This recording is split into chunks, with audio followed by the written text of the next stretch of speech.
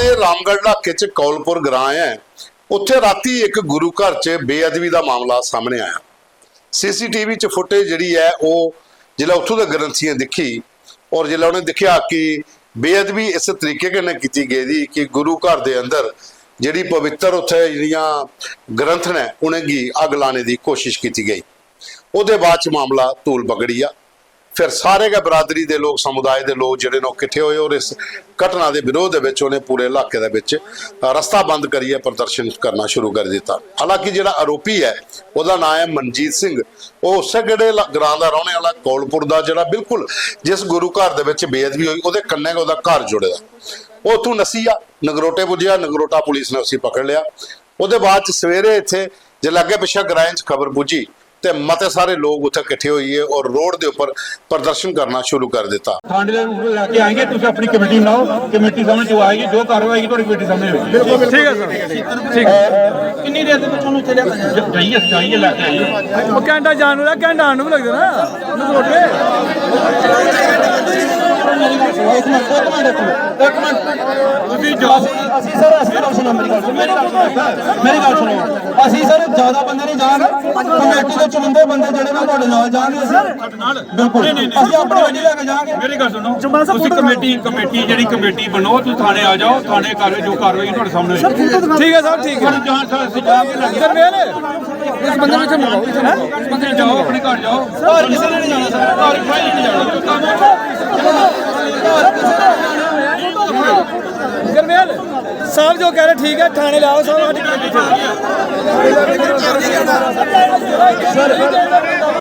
कौलपुर विजयपुर ते रामगढ़ के सेंटर च ग्रां पौंदा ते जिथे मती सारी दुनिया जिहड़ी इकट्ठी हुई और उन्हें प्रशासन के खिलाफ भी नारेबाजी की है और उस करिए जिहड़ी बेअदबी हुई है उसदे आरोपी की पकड़ने की मांग की। जिसले पुलिस के आला अधिकारी मौके पर पहुंचे जिहदे च DSP अरुण जंबाल SHO तमाम जेडे पुलिस के कंसर्निंग इलाके पौंदे उत्थों के अधिकारी भी मौके पर पुजिए और लोगों की समझाने की कोशिश की और अरुण जंबाल ने उन्हें दस्या कि नगरोटा पुलिस ने इस आरोपी की पकड़ लिया है और उसी आसरून टीम साड़ी ली है वापस आ दी है। उसके बाद जेडे प्रदर्शनकारी है वो थोड़े शांत होए। ठीक है साहब ठीक है ठीक है वो तुम बैठो अपने सानू लागे Nagrota police station Nagrota team ने पकड़ा। ठीक है सर जनाब सर ਅਸੀਂ DSP ਸਾਹਿਬ SHO ਸਾਹਿਬ ਇੱਥੋਂ ਦੀ ਪੁਲਿਸ ਪ੍ਰਸ਼ਾਸਨ ਜਿੰਨਾ ਵੀ ਆ ਸਾਰਿਆਂ ਦਾ ਹੀ ਤਹਿ ਦਿਲ ਤੋਂ ਧੰਨਵਾਦ ਕਰਦੇ ਹਾਂ ਔਰ DSP ਸਾਹਿਬ ਅਸੀਂ ਬੇਨਤੀ ਕਰਦੇ ਹਾਂ ਤੁਹਾਨੂੰ ਹੱਥ ਜੋੜ ਕੇ ਕਿ ਉਸ ਇਨਸਾਨ ਨੂੰ ਇੱਥੇ ਰਾਮਗੜ੍ਹ ਥਾਣੇ ਦੇ ਵਿੱਚ ਲਿਆਂਦਾ ਜਾਵੇ।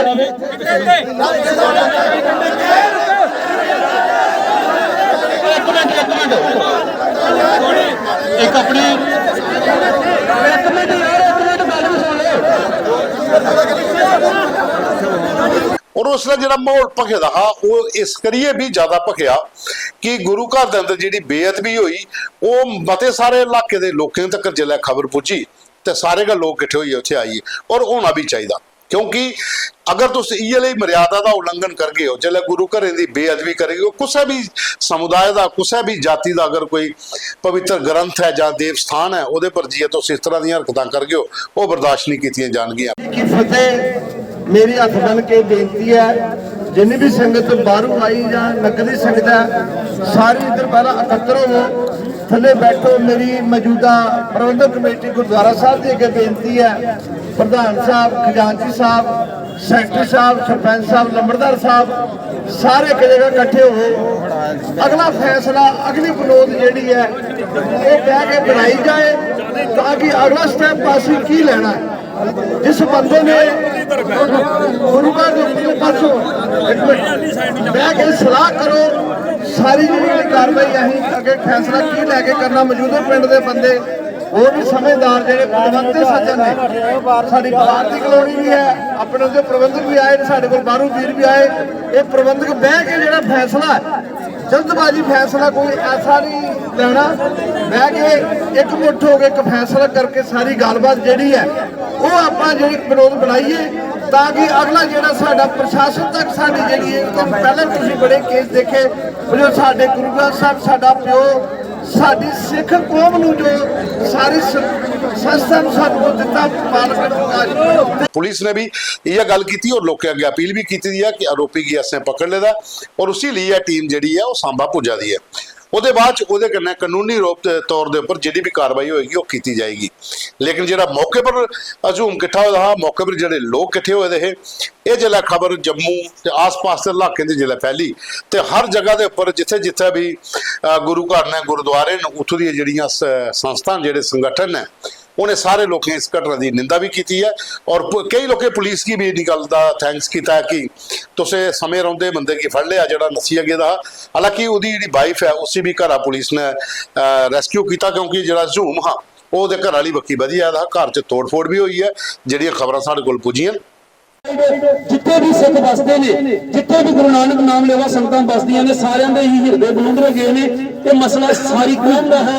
इस करके सारे ही इत्थे पहुंचे ने क्या डीजीपीसी सांबा दे सारे मैंबर जिहड़े नहीं पहुंचे वो भी पहुंच रहे ने इत्थों दे सरपंच साहब और जो भी इत्थों दे मैंबर ने सारे इत्थे ने ਅਸੀਂ बैठ के सारी अगली कार्रवाई ਜਿਹੜੀ ਹੈ ਕੀ ਕਰਨੀ ਹੈ ਉਹ ਅਸੀਂ बैठ के ਇੱਥੇ ਗੱਲਬਾਤ ਕਰ ਲੈਨੇ ਆ ਔਰ ਅਗਲੀ ਜਿਹੜੀ ਰਣਨੀਤੀ ਹੈ ਉਹ ਅਸੀਂ ਤੁਹਾਨੂੰ ਵਿਦਿਨ 5 ਮਿੰਟ ਦੇ ਵਿੱਚ ਅਸੀਂ ਤੁਹਾਨੂੰ ਦੱਸ ਦਿੰਨੇ ਆ ਸੋ ਪਲੀਜ਼ ਬੇਨਤੀ ਹੈ ਫਿਰ ਕਿ ਕੋਈ ਵੀ ਮੇਰਾ ਵੀਰ ਜਿਹੜਾ ਹੈ ਉਹ ਉਸ ਪਾਸੇ ਨਾ ਜਾਏ ਸਾਰੇ ਹੀ ਇੱਥੇ ਟਿਕਾ ਬਣਾ ਕੇ ਬੈਠੋ ਵਾਹਿਗੁਰੂ ਜੀ ਕਾ ਖਾਲਸਾ ਵਾਹਿਗੁਰੂ ਜੀ ਕੀ ਫਤਿਹ क्योंकि मनजीत सिंह अपनी घर वाली कहना कि उत्थे रौंदा है बिल्कुल गुरु घर दे कहना कि घर है और वह भी एक धर्म की मनता है जोड़ा कि एक अलग धर्म है सिख धर्म के अलावा उत्थे उन्हें भी अपना देवस्थान जो बनाया था उसकी भी पूजा शूजा करता है लेकिन गुरु घर की बेअदबी के नाम सीधा सीधा सामने आएगा क्योंकि फोटो में लभा दा वीडियो में लभा दा कि यह बंदा गुरु घर की बेअदबी करा दा जोड़ा कि एक निंदनीय काम है और इसकी हर किसी ने निंदा भी करनी चाहिए है उसके बाद वो घर नसी जाता है वो घर की तोड़ फोड़ हुई है जी सारे को डिटेल आई है कि कौलपुर का मनजीत सिंह जोड़ा है वो दो बेटे जोड़े फॉरन च रौंदे इतने वो लाड़ी महाराज दो कले रौंदे और अगले महीने बाद वो घर एक ब्याह भी जुड़े दा जो एक जागता का लेकिन इसलिए वो घर की अग लाने की कोशिश की गई तोड़ फोड़ बड़ी ज़्यादा हुई है घर च और काफ़ी संख्या च पुलिस बल भी तैनात ने SSP सांबा भी उत्थे पुजे दिन लोगों की शांत करने की कोशिश की जा रही है और आरोपी की जो मनजीत सिंह है जिसी नगरोटा पुलिस ने पकड़िया उसी सांबा पुलिस लिए अपने कोल भी सांबा पुजी दी है और बाद कानूनी तौर पर जी भी कार्रवाई उन्होंने पर होग वो पर कानून अपना काम करेगा उसकी सज़ा उस हिसाब की दी जाएगी लेकिन लोगों का जोड़ा झूम है उत्थे काफ़ी संख्या लोग इकट्ठे हुए हैं और पुलिस ने अपील की है कि रस्ते तो सारे खोली दिओ कोई भी परेशानी नहीं होना भी क्योंकि जो आरोपी है वह पकड़ लेगा वो बाद कानून जी अपनी सज़ा देगा वो देगा तो इस करिए जिन्ने भी लोग हैं सिख बरादरी के उन्हें की अपील पुलिस के आला अधिकारी बखी का भी की गई।